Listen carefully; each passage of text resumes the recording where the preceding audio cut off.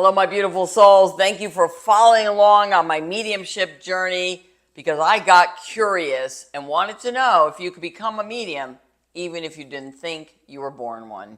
I'm here to tell you yes, and I think if you've been following along with my videos, you already know that. I'm Donna, Meador, if we haven't met yet, and boy, is this an exciting journey. I just got back from my level 1 mediumship retreat. Now, they call it a retreat, but I'm going to tell you this was boot camp. This was boot camp. So there were about 25, 26 people in the level 1, which means we're in our first year of experiencing all this.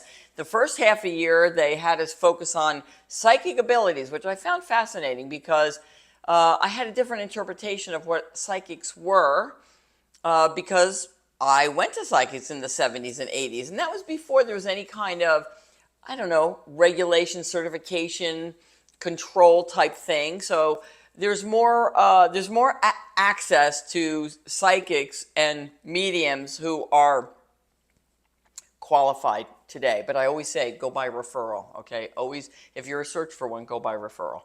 I discovered Suzanne Giesemann, and that's how I began this journey. Ultimately, actually, it all started 10 years ago when my late husband passed away, but I never thought to and even think about going to a medium to seek him out. I was going direct, and I did have those experiences, which will be in my book that's coming out. I've been putting that together with tender care because there's a lot of aspects to that book. I want women to understand that, mostly women, men too, of course, but our loved ones are never far away. And when my late husband passed away, I began my search. But it wasn't until about a year and a half ago that I discovered Suzanne Giesemann and went on my journey of discovering if you could be a medium if you didn't think you were born one. So you all know that already.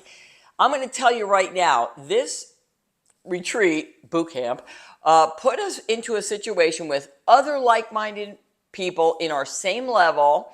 They threw us back in the water to practice psychic abilities, which I kept thinking, I don't really like it. That's not my favorite thing to do, but I can do it, right? And they had us take the top off of our belief. They opened up the belief system even more. There was one, I'm going to attempt this word. There was one exercise where they had us bring an item from home. Now, I thought it was an item from home of somebody a loved one that passed away. I had actually brought my late husband's wedding band.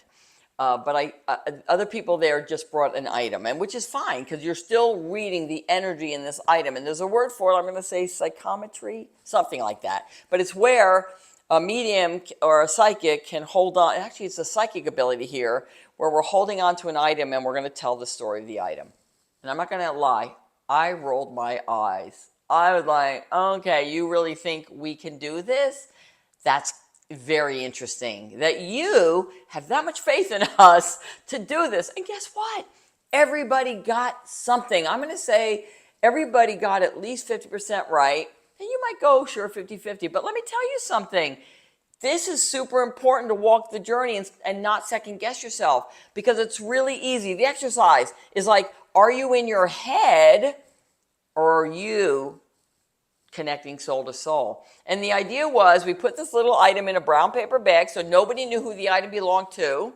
The item I picked out was a bracelet of sorts, and I was able to look at it, and I had no idea who it belonged to, and I was able to get 90% right on what I delivered, and I had to deliver that before I actually knew who it belonged to. And it was fascinating. It was just fascinating. So, yes, I was in a small circle of about 7 other of my level 1 colleagues, and the person who got my ring, wow, she picked it up, and she was like, oh my gosh, I am immediately hit with grief. And she was able to tell the story of that ring, not realizing, not knowing it was mine. She didn't even know I was a widow. So this was fascinating, and I was so grateful that she ended her